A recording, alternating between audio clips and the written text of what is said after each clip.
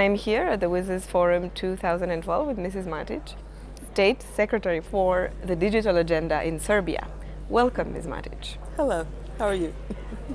Good, and we're very happy to receive you here. And as a first question to our interview, I'd like to ask you, what does it mean for Serbia to becoming such a regular rhythm to WSIS forums, and what are the messages it brings to it?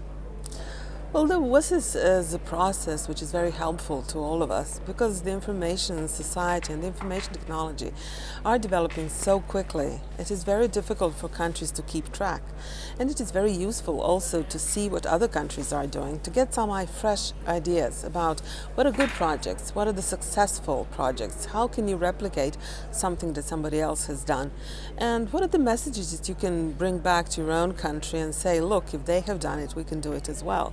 So for us, this has been an excellent learning experience, and it is also a little bit of a comparison exercise, so you can see what other countries do and how do you rank among the global scene of the information society projects, movements, and success. So recently the region has welcomed the meeting on the Broadband Commission, and Serbia was one of the main actors in this meeting, so I'd like to ask you, what is the message that you have from there?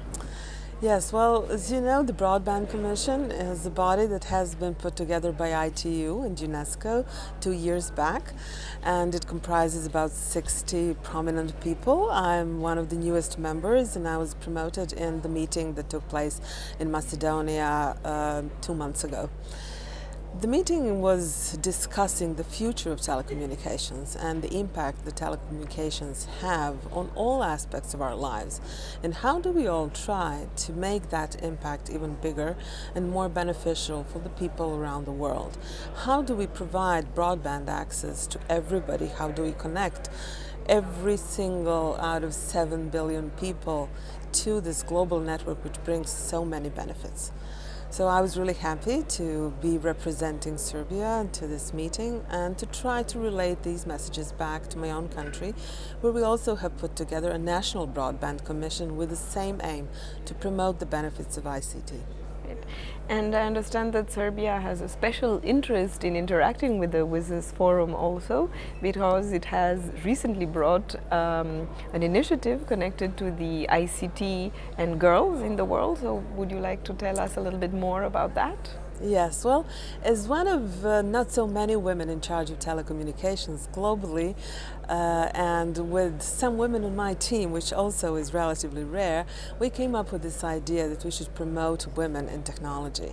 So we proposed the resolution, the amendments to Resolution 70 to the ITU Plenipotentiary Conference in Guadalajara in 2010, and since then we've had a number of activities. This year has been declared by the ITU Council as the Year of Girls and Women in ICT, and this year's Day of Information Society on May 17th will be dedicated to this topic.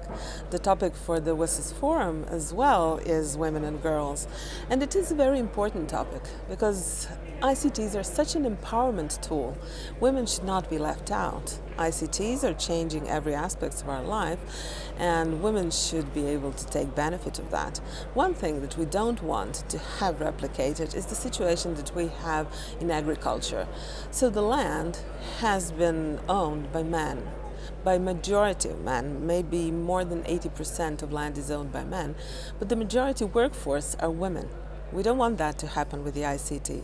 We want women to own and to use the ICT for the benefit of themselves, but also for the benefit of their families and their communities, which over and over has been proven to be the case. The women use ICT for the benefit of everybody around them, while men use it a little bit more selfishly, let's say, for the benefit of themselves and their business, but not necessarily the community and the family. I see something that is relatively new to me, which is that we talk about girls and about women. So this is a terminology that is emerging now in the area of... Well, if you want to have women in information technology, you need to start early with girls, because early on girls get discouraged from pursuing education in ICT. And if you don't get educated, you cannot make a career in ICT, you cannot use it very efficiently. And when you think about it, you know that stereotyping starts early on. Girls are given dolls and boys are given Game Boys, video games. So boys are drawn to computers and information technology, and girls are drawn away to fashion and the girly things. So we wanted to specifically mention both girls and women if we want to have women as professionals in ICT. Right, Mrs. Matic, thank you very much for this interview, and we look forward to hearing from Serbia again. Thank you very much.